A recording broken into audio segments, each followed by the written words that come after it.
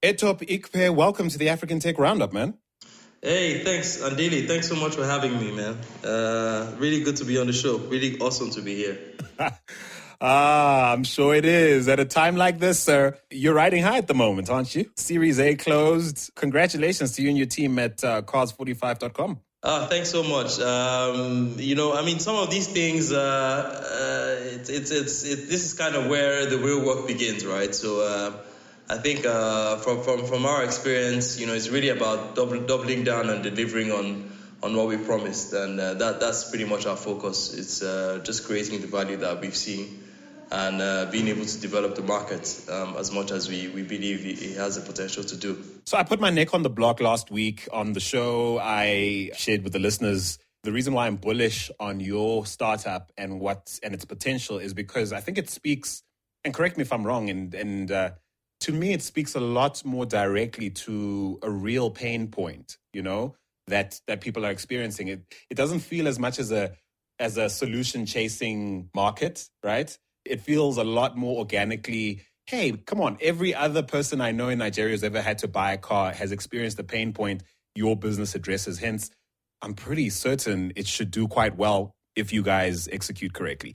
What do you make of my sense of this? I think you're 100% spot on. I think the key, and this is in a way, this is where I think a lot of people kind of miss out on the kind of opportunities that are available.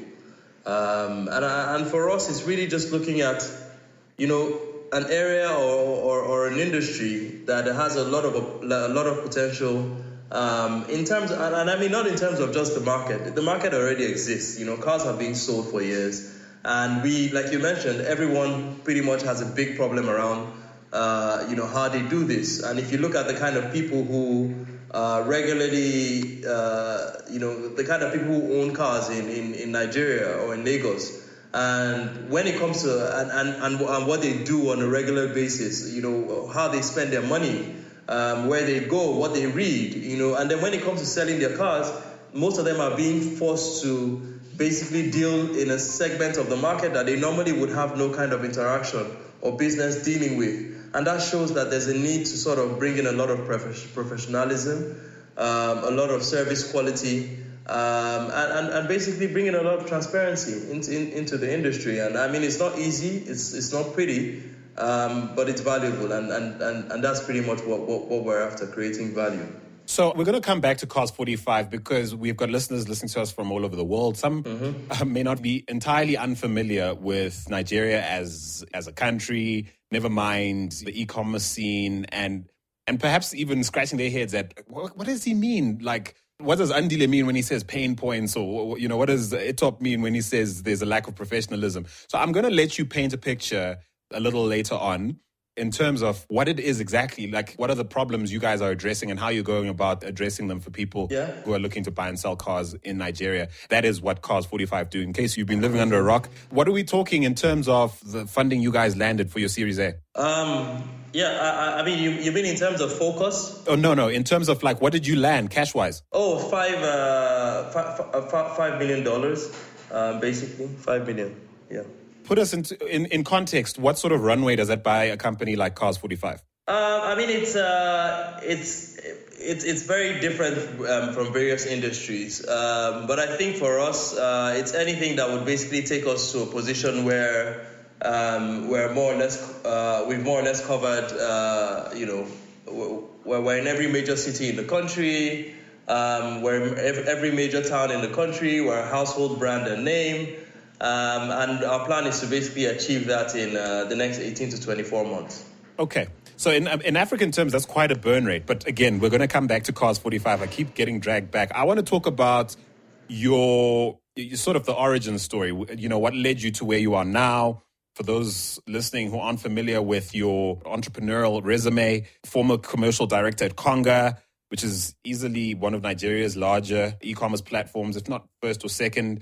You're also formerly the CEO and co-MD of Deal Day, which is, for those of you who aren't familiar, I suppose Africa's response to or Africa's answer to Groupon, I guess. And and then you had a couple of stints with perhaps lesser known companies before that. I want to talk about e-commerce in general, because I feel you can speak to that quite eloquently. I think there were expectations made or generated about 5 years ago, perhaps before that, a little after that. There was a huge bullish drive towards Nigeria being the next big thing in terms of e-commerce. Certainly, it was expected to lead the market. You guys had this huge population.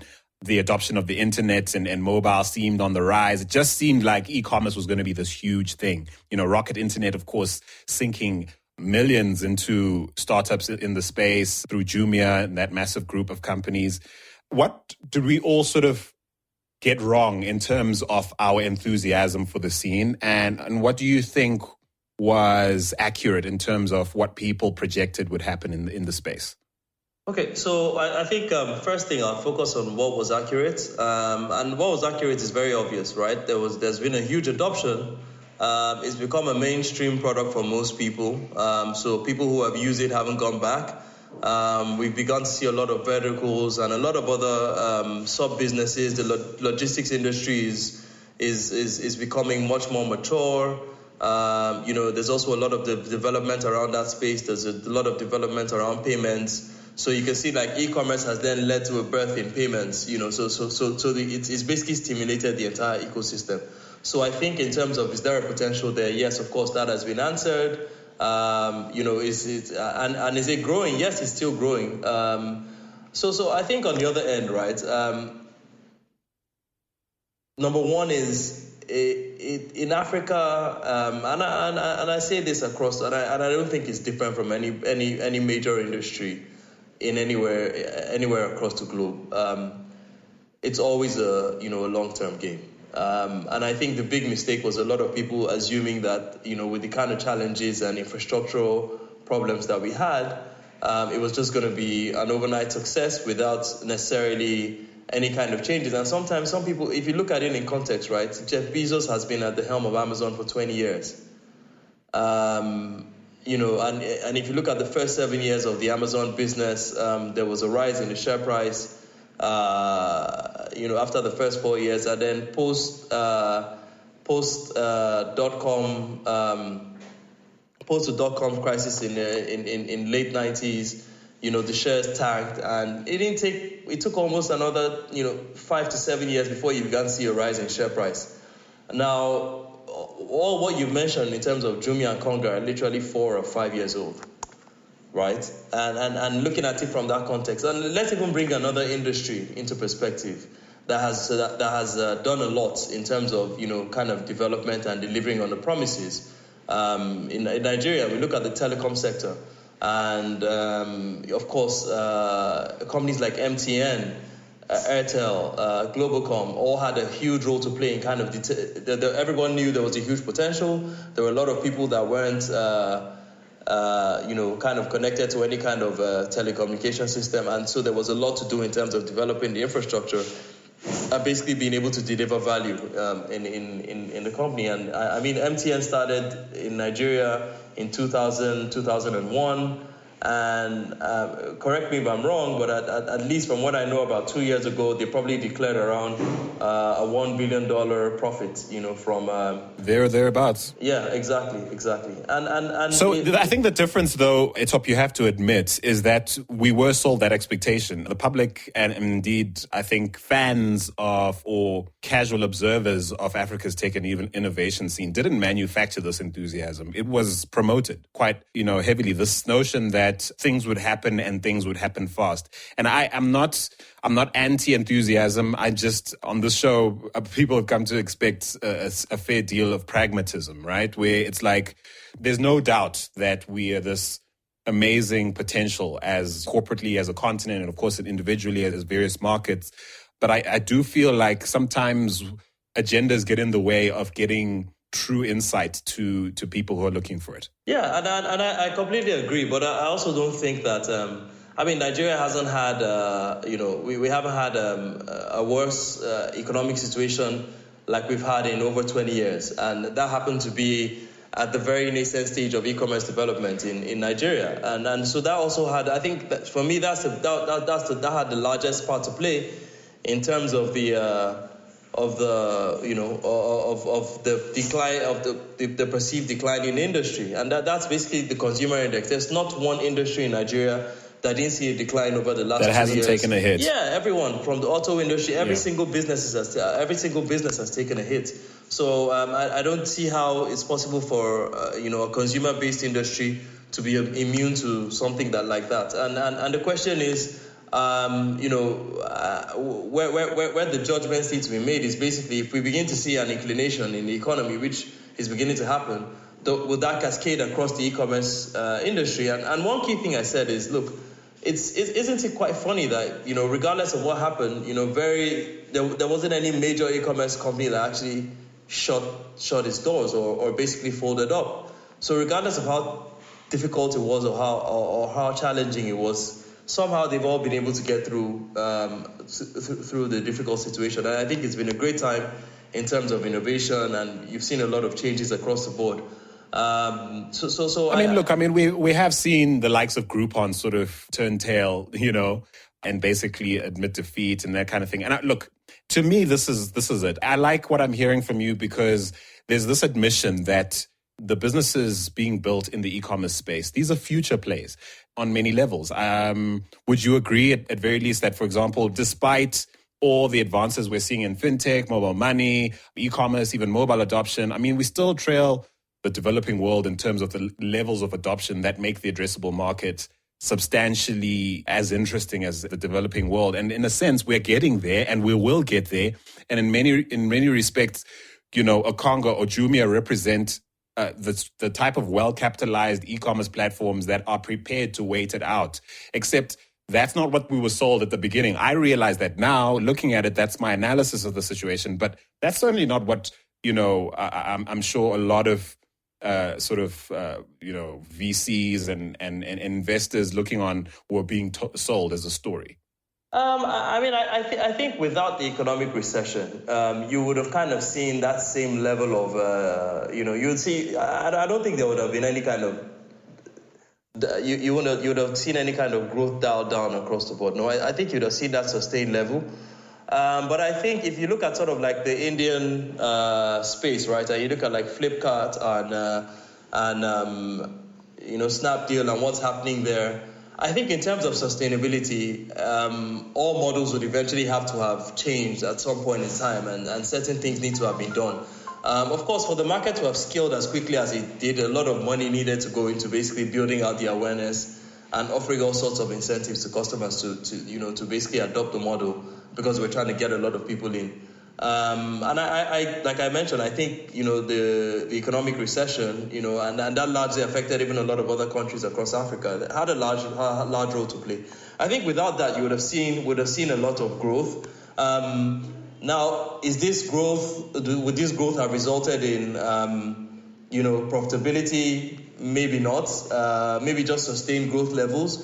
Is that what we're seeing across the globe in terms of what investors are looking for? No. Everyone is now beginning to demand for more value. So I think regardless of what happened, even if the growth was sustained, at some point in time, the ecosystem itself would have had to, kind of face up to realities. So whether it happened then or it's happening now, we would all have to be at the same conclusion eventually. And so what do you feel are, give me, say, 3 or 4 metrics that you feel all e-commerce businesses, let's keep it specific to Nigeria or West Africa. What are 4 key metrics you feel every e-commerce business in Nigeria ought to be held to, or at least judged against? I think number 1 would be, of course, your customer acquisition cost. Basically, how much is actually costing you to acquire each new user. Which you've already, by your own admission in Nigeria, that's still that cost is still extremely high. It depends on the business. Like I said, how many people are watching this and consider this an important number to look at? And basically, it syncs with the ROI on that consumer. Because, for instance, if it basically costs me too much money to acquire a customer, then there's just no way I'm going to ever be able to break even on that customer. So the second metric I'll look at is basically your ROI or the CLV on your consumers. And looking at those two metrics, I think it's never around what the customer acquisition cost actually is. It's about the kind of your margin structure, and are you actually ever able to break even on these customers and how long it takes. So, and I think if you look at both, it's then the decision of the business, the business owners to determine how they want to juggle these two numbers. But I think if you're not looking at sort of what your customer acquisition cost is, and you're not looking at what the CLV is, eventually when you get paid back, when these customers pay you back, then there's a lot of trouble. So I'll say those first two things are very important. The third number I would basically look at is your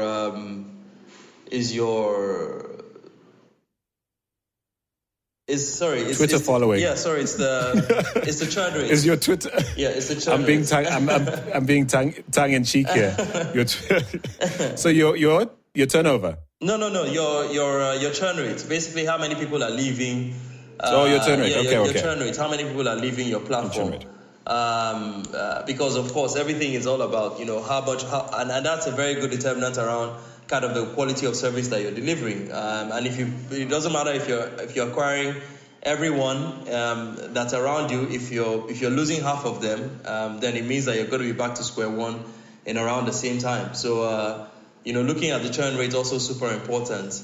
And the number of repeat customers that you have as well. I was going to say, what about repeat business? Yes, that's my fourth variable that I would look at. Okay. Yeah. Let's use these as a sort of entrees into understanding the e-commerce scene in Nigeria a little better. So let's start with what you mentioned first. What was your first one? Customer acquisition cost. Why is customer acquisition cost in Nigeria higher than, say, in Silicon Valley? I know this is a ridiculous question, but let's break it down into what makes customer acquisition such a mission in the context of the Nigerian e-commerce scene. No, so I don't think it's high. This is my view. My view is I don't think it's high. I think it's a number you set as a business, and at least the way I've used customer acquisition cost, I don't think it's high. I think it's a number that you set. Based on your margin structure, what you actually expect to get in return from those customers, right? And so it should be looked at it from a context where if I spend a lot of money on this customer, or this is what I basically want to get. So one, it's about how much the customer can give you back. Two, it's also about what kind of channels are you using to acquire these customers. I've seen scenarios where I've seen extremely insanely high customer acquisition costs, but I've also seen scenarios where there was a lot of spend, but the customer acquisition cost was also quite well managed, and it wasn't as high. So I think it's not cast in stone that your customer acquisition cost has to be insanely expensive because you're operating in Nigeria. I think that's a function of kind of having the right people doing the right job and who understand e-commerce well enough that they apply those kind of rules in Nigeria. And I mean, just like any other business, I expect, in your first 3 or 6 months of marketing, you expect that your CACs will go high, but you also have to have a limit, because regardless of how high it goes, there's a level to which your customer acquisition costs get to that it's a clear sign that your business is unsustainable. You're pretty much spending too much on marketing, because at the end of the day, if you're going to spend that amount of money in marketing, then it means that not a lot of people are coming onto the platform, and then you should be asking yourself certain questions that what exactly is creating the friction, and why aren't people actually coming onto the platform if I'm spending this amount of money marketing? So let me tell you where I'm coming from with my question, right? Yeah. Often when African markets, addressable markets are discussed within the African context, right? They point to how huge numbers, firstly, Nigeria's huge population, the fact that we've got like the youngest population in the world, the youngest and fastest growing population. And we all factor these things into the addressable market, right? And what I find done less is admissions or takedowns to take into consideration the fact that, our definition of the middle class, in as much as we've got like mobile penetration, how much of that is smartphone penetration? How many people actually have smartphone access but don't have access to, say, affordable broadband? Of those people, again, how many of those are actually actively are using the broadband access they do have to participate actively in e-commerce. And I find if you were to think of it in that way, acquisition costs technically of the average African currently who's never interacted or transacted online is pretty darn high relative to, say, someone in, say, Minnesota. Do you understand what I mean? Exactly. And I wonder, like, how you guys come to that figure, even in terms of calculating it and sort of justifying or sort of determining the length to which you will try and acquire a customer. Does the person who's not currently in the market for a card now, but in the right sort of pay brackets, count as a potential customer in your context? And I feel like there's a lot of gray area in that space that's used to almost justify spending tons and tons and tons without return on investment to show for it. Exactly. And so I think there's is what I'm saying making sense? Do you get what I'm coming from? Yes, I do. I understand 100%. Yeah. So I think this is the thing, right? The first level is when you adopt a marketing strategy, right? There seems to be a notion that a lot of people tend to become more aware that, it's not like if you go around and ask people, have you heard of this business or have you heard of this model before, or do you know this brand? After all that money has been spent on marketing. And the question is, yes, they're aware. They're very conscious of the fact that the brand exists.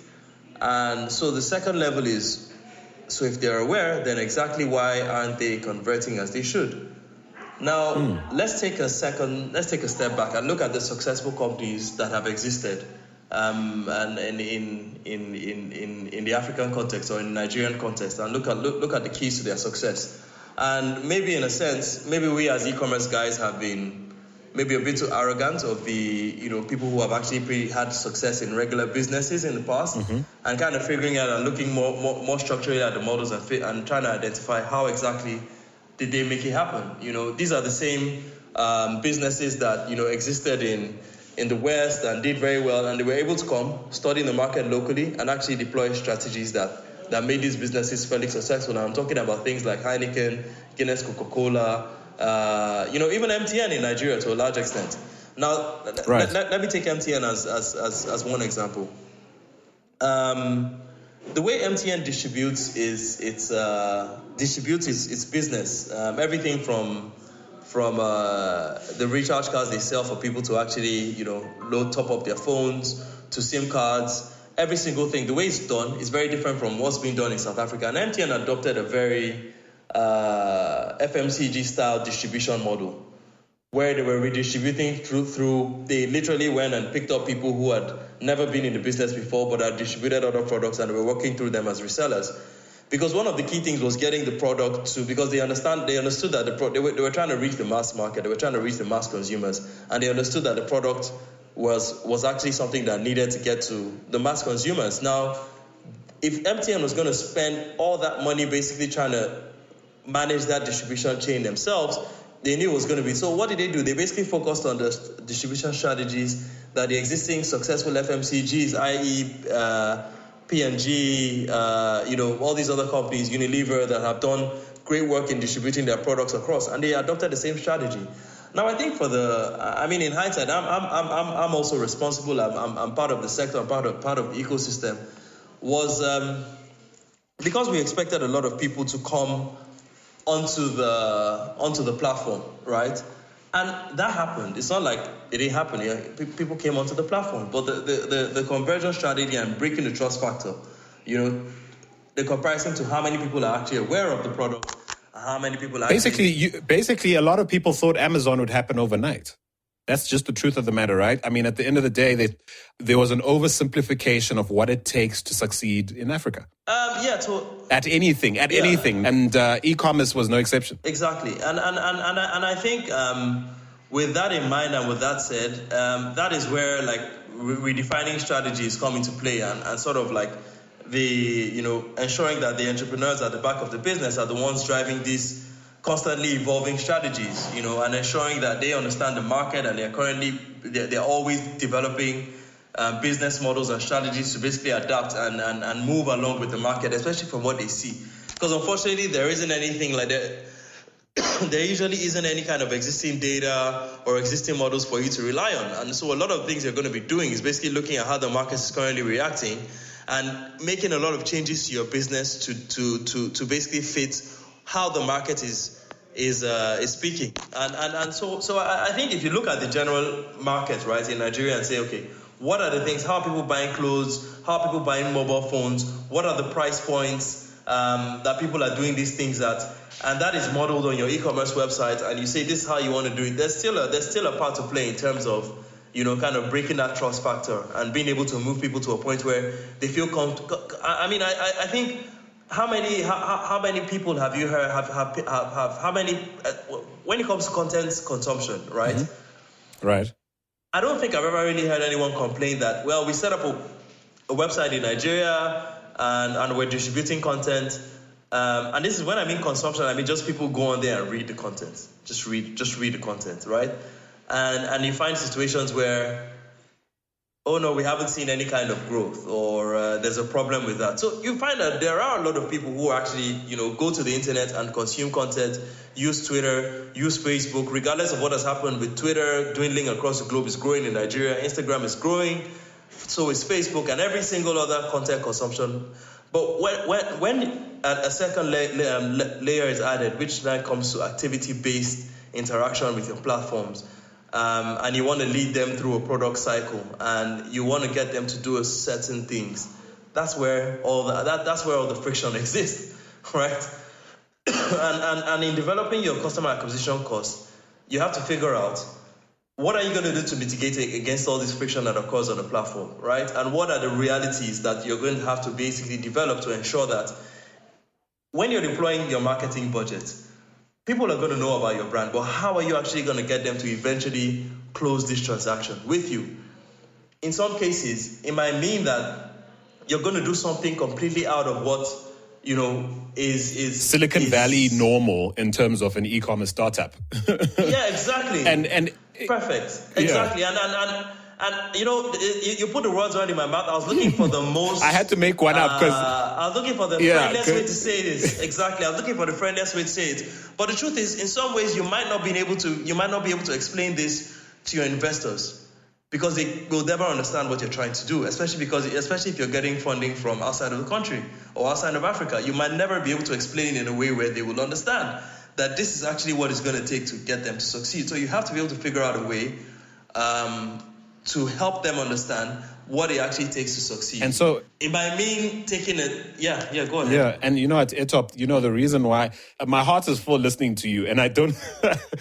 You know how hard it is to get someone in your position to make an admission like you just made right now. I think maybe part of the problem is we don't have a thriving angel investment and VC scene that's homegrown. We don't have a thriving homegrown VC and angel investment scene. And the reason I say that is I feel like a lot of people who are in a position to do the hard work of doing everything we're talking about are maybe trying to do it the Silicon Valley way because most of the money is coming from there, or they're trying to convince foreign money that what's worked overseas will work here and sort of use foreign benchmarks to sort of describe the potential of our markets. And I think that's such a huge mistake, that's constantly made. I think we need to hear more of what you're saying. The idea that, listen, we don't calculate customer acquisition the same way as you do in London because we have to take into account the fact that we only have so many of the mobile devices we have in the market. Only so many are smartphones. Only so many have actually ever been used to actually spend money online. You know what I mean? And what does that mean in terms of building a sustainable business over time? It might be a question of maybe we pursue less sexy propositions in order to sort of build that trust. And really, that's what I feel, cars45.com is. I mean, it's certainly not in terms of proposition, like the most glitzy proposition, but to me, it just answers a basic question. Overnight, there are bound to be people who have experienced all the things your company can help them with. And I don't think that a lot of the people who want to pursue e-commerce as a business are thinking that way. It still feels like new for the sake of new. Over at Conga, I mean, are groceries really where we should be taking e-commerce in Nigeria? Will that work? I mean, I don't know how rigorously they approach that process, perhaps more rigorously than I'm exposed to. But I just sense that there isn't enough rich dialogue around honestly describing what success requires in a market like Nigeria as far as e-commerce is concerned. I think anybody attacking the food segment in any part of Nigeria is onto something. Why? Because the food prices are completely outrageous, especially in the big cities.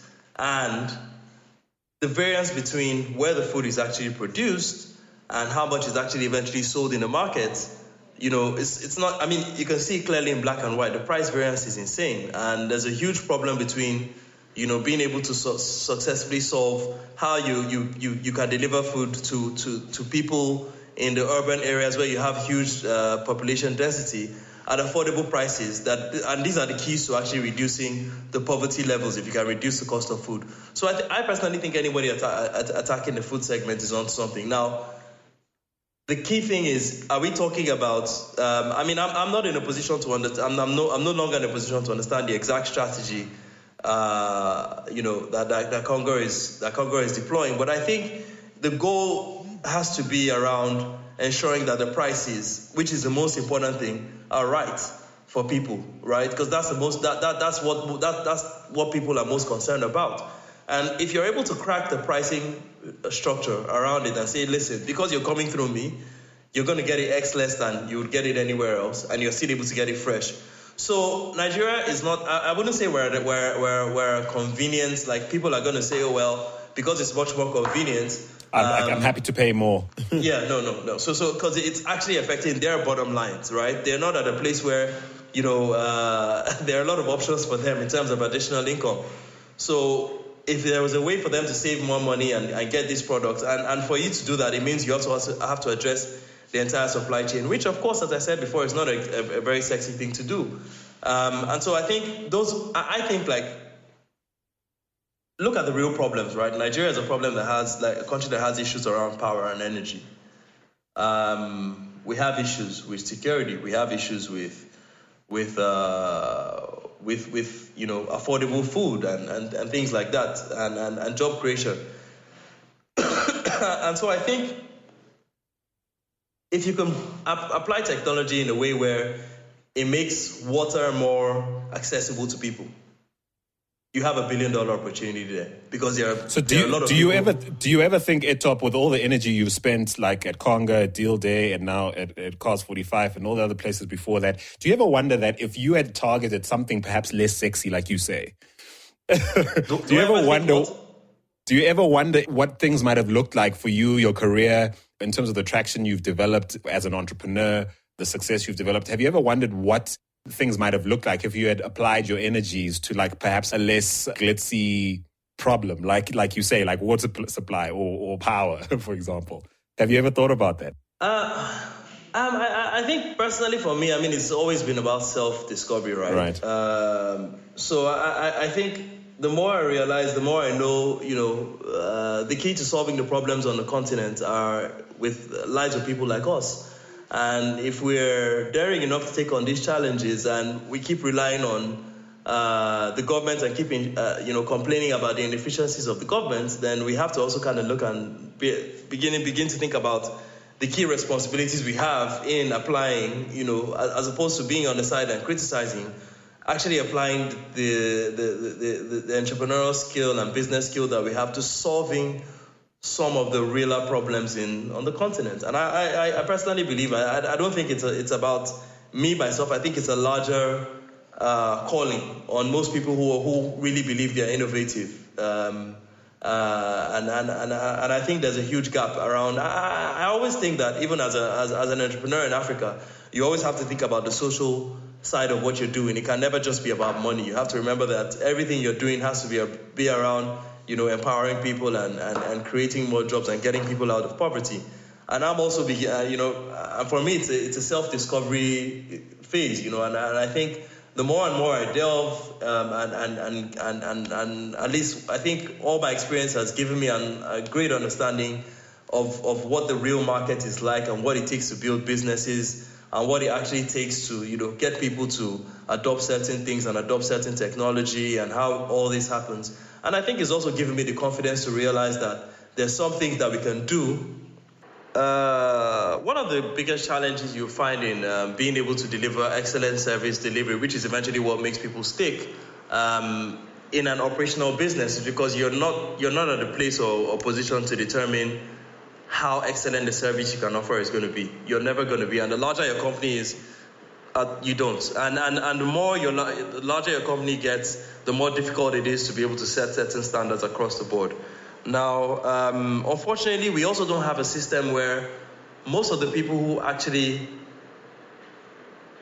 offer the service can afford to consume the service. So they hardly ever get to be on the other side of the table, or they actually ever get to consume, because the kind of service that. So, for instance, if you look at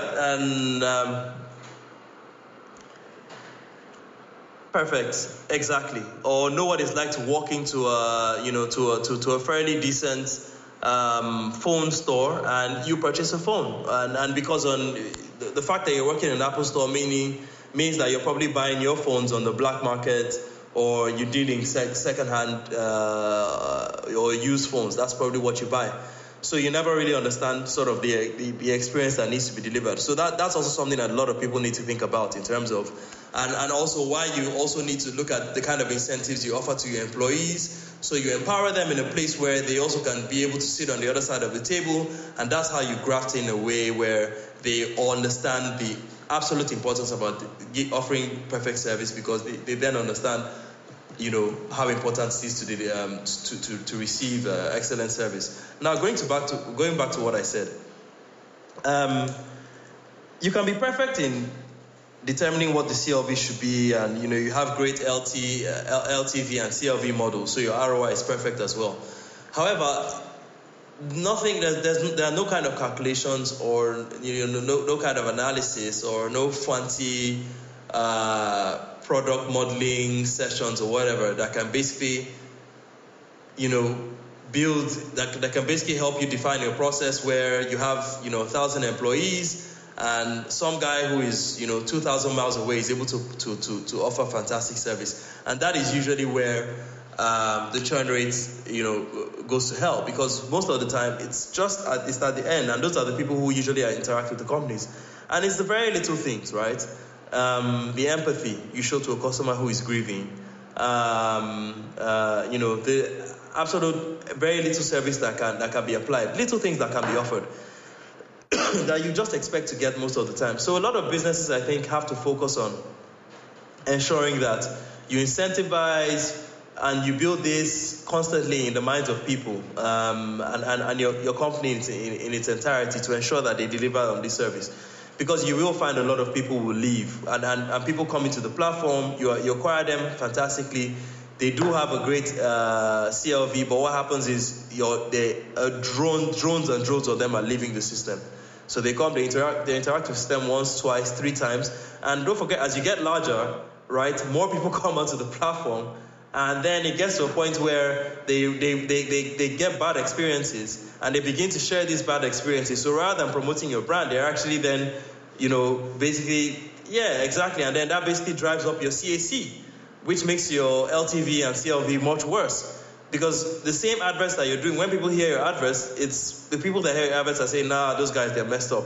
My experience with them was terrible. So I think looking at the churn rate and really focusing on the churn rate helps you understand how well you're doing on the ground and how the kind of service that you're offering. And if you can stop the bleeding, which typically that's just what it is, if you can stop the bleeding to be as minimal as possible, that basically are it sounds like an exercise in examining the soft issues that make business work, and almost churn being a proxy for how well you're actually doing, in a sense. Yes, exactly. Because if you're offering a good service, people shouldn't in be droves, leaving. yeah. But here's the complicated, and I'll use what we do here at the African Tech Roundup. I mean, Yeah. this conversation is going to be podcasts. It may end up on radio through some sort of syndication, but predominantly it's going to be broadcast as digital content. We're an elitist proposition for this continent in the context of, how many people actually have access to the internet to start, how many can actually afford to download and listen to this podcast, right? So let's factor something like that into this churn debate, Isn't Africa or a market like Nigeria complex for that reason as well, where someone might have saved up for their first iPhone, but it might be only 3 years away from ever being able to do anything the average iPhone user would do, say, somewhere more developed. And perhaps their very first e-commerce transaction is with you, is to help them sell a car, and they never come back, not because they didn't like the service necessarily, but just because this is Africa and sometimes there's a wedding to attend and I'm not going to shop online. You know what I mean? Yeah, it's very much about understanding your customer. And in reference to what you said, like the first thing, when we're talking about, we had this background chart around your audience, right? And you mentioned like you have an audience in the US, and you have an audience in London, and you have an audience in Kenya too. So you recognize that if you're distributing on a certain platform, that platform means that there are only certain kinds of people that can access this platform. Now, if you design your product to basically be only accessible to people in South Africa, your product was never going to be as big as it is today. Right. And it's the same thing. So understanding the customer, understanding that, well, the average Nigerian will buy a phone once in 2 years, maybe 3. They'll buy a phone and they'll fix it as many times as possible and maybe save up for once in 2 years or once in 3 years. Then you also understand that if someone comes and buys a phone from you, in 1 year, you don't expect that person to come back and buy a phone from you again for another 2 years. And so the question is, what else is on the platform, and if this person is this person making any other purchases? So when you then begin to look at their needs and their wants and what are the things that they regularly consume and what do they actually spend money on, and you look at your product selection, you then begin to understand if am I matching my product selection with what these people actually spend. The huge amount of money that they have, with the kind of money that they have, is my product selection matching their own product selection? And my price is matching or competitive to what their own price, their price structures are as well. And without an understanding of what your market segment is going to be, it's difficult. There's really no data, but you literally have to put yourself in the shoes of a customer. And also get a lot of feedback from people, do a lot of on-the-ground research. Try to understand, the markets, they look dirty, they look messy, but why exactly do people go there? Right. Or why if it's they're not stupid, so why exactly are they going there? And if you know why they're going there, if you know what kind of prices, it might mean that, and those are the realities. It might mean that, well, you might have started out planning to sell iPhones, and it might mean that, well, you're on a negotiating table with, a manufacturer. Yeah. And you're basically negotiating how to basically produce $50 mobile phones. Or you might have planned to sell really fancy designer clothing on your website, and you might realize that, look, you don't want your price point to go above $3 or $4. Right. So in the context of Cars 45, for example, what sort of flexibility in the context of this investment you guys have taken on from pretty reputable international VCs, what sort of wiggle room do you have to pivot if necessary, given everything you've shared? Okay, so I think from day one, we were very honest about what we're trying to target, right? So we are targeting the used car market, and that's not, so the Nigerian market is broken into 3. You have the brand new vehicles, you have the imported used vehicles, and those are gotten from the used vehicles that are imported from Europe and the US, and then you have the locally used vehicles. Now, the locally used vehicles are the largest segment, right. But highly undesirable. Right. And understanding the reasons behind why it's undesirable to a lot of people, even though it's not like they don't want to play in the segment, but why is it undesirable for a lot of people? It's basically the safety, all the issues that come around being able to acquire or sell through or actively play actively within this segment. And for us, we saw that that was basically what that's the mass market opportunity. I wasn't in I'm not in the space to do something. I'm trying to do something that, is really going to change behavior and creates a huge industry, creates a new economy, an entirely new economy. And I want to do something that completely can scale across Nigeria and has that potential. We've done our time. We've taken our time to research. I think the key thing for us. Sorry, I want to ask, in the light of what you've just said, are you almost indirectly saying you've learned from mistakes in the past or miscalculations made at perhaps your former gigs? Oh, of course. I mean, I think anyone who doesn't learn from it, we all make mistakes, and I think the key to any kind of mistake that you make is ensuring that you learn. So I mean, we all make mistakes, and I've made mistakes in the past, and I mean, you must learn, and I have learned, and I'm applying things that I've learned into what I'm doing. So yes. So I just want to compare the psyche of the kid who started that fashion startup. Was it 3 Stitches or something like that? Yes, it was 3 Stitches, correct. 3 Stitches, right? I remember that was fashion, and so compare the psyche then and your psyche now. What's shifted the most? The weird thing is that I think the kid who started that business not from a top, not coming from the top. Started that business as someone who really understood what the ground and the market was at the time, and knew exactly what to do to execute. Right. Okay. And so the kid knew exactly what was happening, and I think being able to sort of go from that level to then being, sort of this big brand or big label and, servicing tons and tons of customers, of course, the dynamics are completely different. And in a way, you have to be able to find a way to mirror, to get what's on the ground and understand what's on the ground consistently. And then from a high level as well, be able to deploy that product so you can do it at scale. So I think, that kid understood what the market was.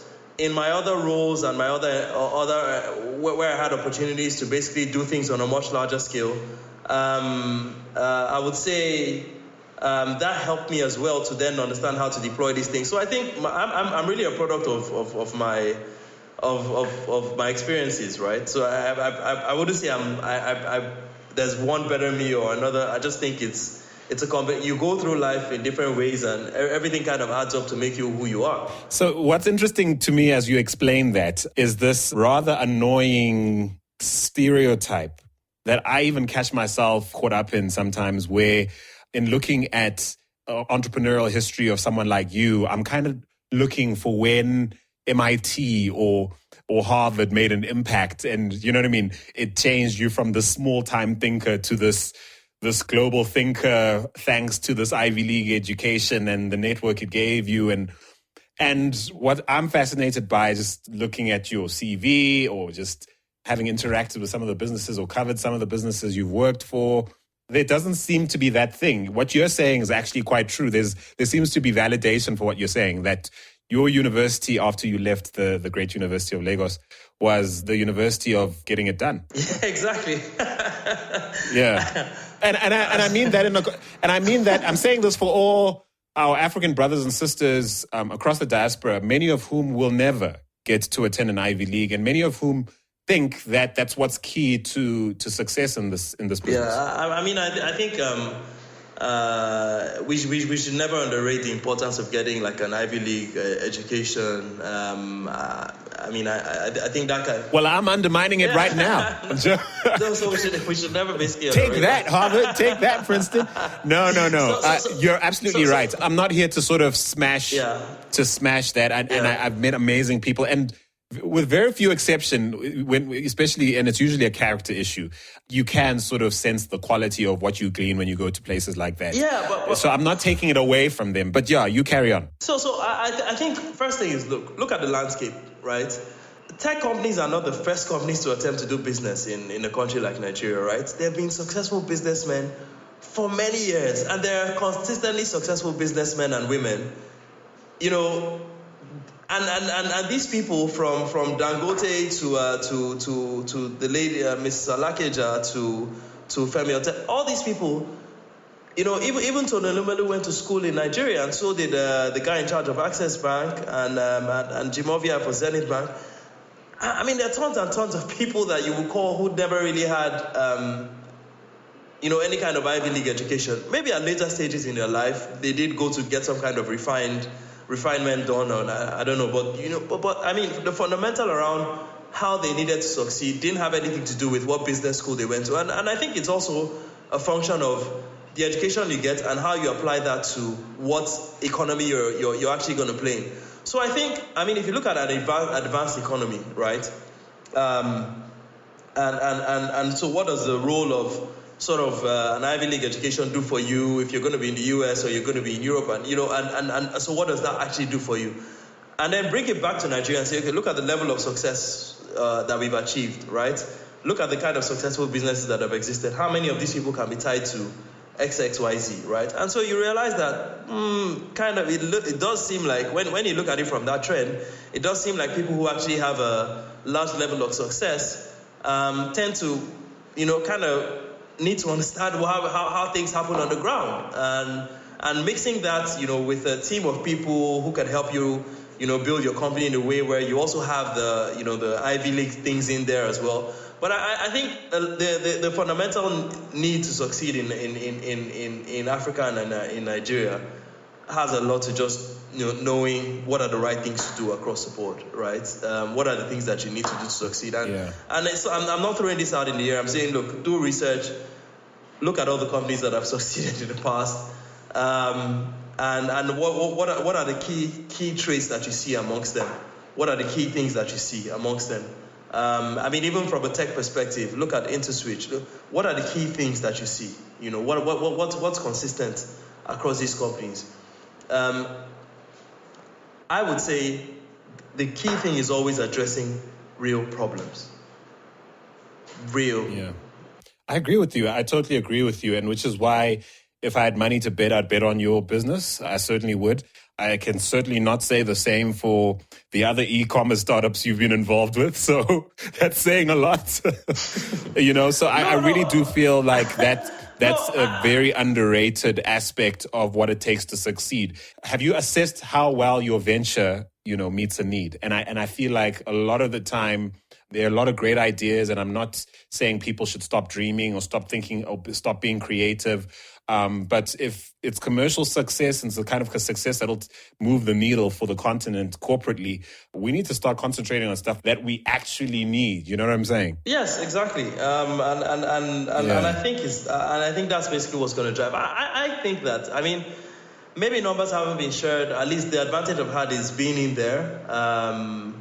And my goodness, so many lives impacted, so many orders delivered. I think a lot of people will be shocked around how much or how e-commerce is actually, especially when it comes to the SMEs and being able to provide, having people do peer-to-peer trading, where people actually live on this stuff. And there's nothing like actually going into like a merchant's location who has never gotten an opportunity to work before or didn't have a job. And this person tells you that, look, they started with an investment of, $50 on this platform. And right now, they're feeding their family, they're sending their children to school, primarily from selling through the platform. Isn't that the Amazon story? How long did it take for Amazon to actually do something we'd all consider worthy of Popular Mechanics or Inc. or, you know what I mean? Or the cover of some sort of glossy magazine. It took a while. They were just kind of doing boring stuff, let's be honest. Exactly. For the longest time. Exactly. Until, it's only now, like we're talking, walking out of a shop without swiping anything or walking in and out and shopping without a card. And I feel like I love what you guys are doing. I heard via the grapevine, you guys have something very interesting going with Truecaller. Tell me about that and how it's going to enhance your offering. I think what we're doing with Truecaller is, Truecaller had spent quite a bit of time, kind of developing the market in Africa, and the Nigerian market specifically was, among their top 5 largest markets. But I think from a monetization perspective, or basically just being able to add a bit more value to the platform in itself, I think it's something that it's almost like second nature to a lot of Nigerians now. You buy a smartphone, you download the Truecaller app. Because once again, it's not a novelty tool, right? Because of the security levels in the country, it's very important you have some... You kind of need to know who's calling you. You kind of need to know. Beyond that, a lot of people kind have, of important. Dependents, and, people have situations where they don't want, their financial issues, things like that. So people just kind of feel more comfortable knowing who is calling them. So I don't even think, to a large extent, they even realized how much it was going to impact them. But because of the huge security layer that we had in the country, it's become very valuable, much more valuable than they even thought. And so, looking at it from that perspective, we also were looking for really innovative ways to reach out to people that we were trying to offer. We also understood that even though used cars is a mass market segment or a fast-moving product in that sense, it's still not something that is. It's not like every single Nigerian owns a vehicle, right? It's still something that is fairly middle classy. It's not something that it's not. So it wasn't the kind of thing for us where, if we wanted to reach a lot of people, it would make sense. And this is where I talk about customer acquisition costs. It would make sense going to deploy mainstream marketing or advertising on one of the most popular TV stations or whatever, where it might cost us, 100x or 150x what it would cost us to be on Truecaller. And so we were just looking for smart ways, because we knew that what we're trying to target were certain people. And we knew that because cars, and another thing for us is that we're looking at networks. Because you see, cars are something that it's aside from a home, right? It's probably maybe only 2 or 3% of Nigerians will ever buy a home. So it's probably the most important purchase a lot of Nigerians would make, and it's high value and high importance. So meaning a lot of times people sell their cars and buy cars through referrals. People don't necessarily, and I think the classifieds have done a great job in listing, but there's still a lot of people out there who basically just trust their own network, and that network is too small for them to be able to get any value. So we're looking for a platform that could be able to give us, a good kind of organic connectivity, and in kind of figuring out how were we going to be able to do this. We had a lot of people contact us, and Truecaller basically gave us the ability to reach out to our sort of target audience, but not just our target audience, was able to also push us to people who these people regularly contact. So we're able to remain in a very naturally organic referral-based system. And so I think... Yeah, so basically you guys can be creepy on the DL. The only reason you guys are getting a pass for this is because of just how brilliant it is at meeting the need of your market, and also just because of how I know this is such a huge pain point for Nigeria in general, how it's important to know who's calling, how it's important to sort of be able to curate your audience within, social media and online. And I know how important that is, but you have to understand from an outsider's perspective, this is borderline invasive, right? You must know that, right? I think for us, it's not. It's. I mean, it's the same thing that happens when you. So if you know how Facebook advertising and it's works, creepy. And you talk about like similar audiences and. Yes, it's all creepy. Yes, I know how I was booking my flights to Paris in the next few weeks. I'd gone incognito on Google, and yes, I know how those KLM prices just randomly popped up in my. It's creepy, bruh. It's creepy, but it's brilliant. So I have to hand it to you. I mean, it is brilliant. I think it's a stroke of brilliance how you guys have, because really at the heart of it, if I understand it correctly, you're creating an opportunity for users of your platform to leverage well-curated, well-controlled sort of social circles that make them feel safe interacting and encourage sharing in a context where people feel safe. Right? Exactly. So, I mean, come on, what's not to love? But man, is it creepy. Oh, my word. I'm sorry, I'm giving you such a hard time. But really, it's all love. I mean, this conversation's well past an hour at this point, and we could keep talking. Etop, I have to ask you to promise to chat with me again, because I'm going to get off the mic and I'm going to be like, Flip, there are like at least 10 things I would have liked to ask you, and maybe I didn't get the order right and that kind of thing. That's why I love this podcast. I don't have to get it right. I don't have to be Mr. Perfect broadcaster. This isn't television. This isn't radio. This conversation carries on as long as we like and as long as we make the time for it. And so I look forward to hearing, perhaps an update when you are perhaps at 9 months, because you should be halfway into burning through that new cash you just had.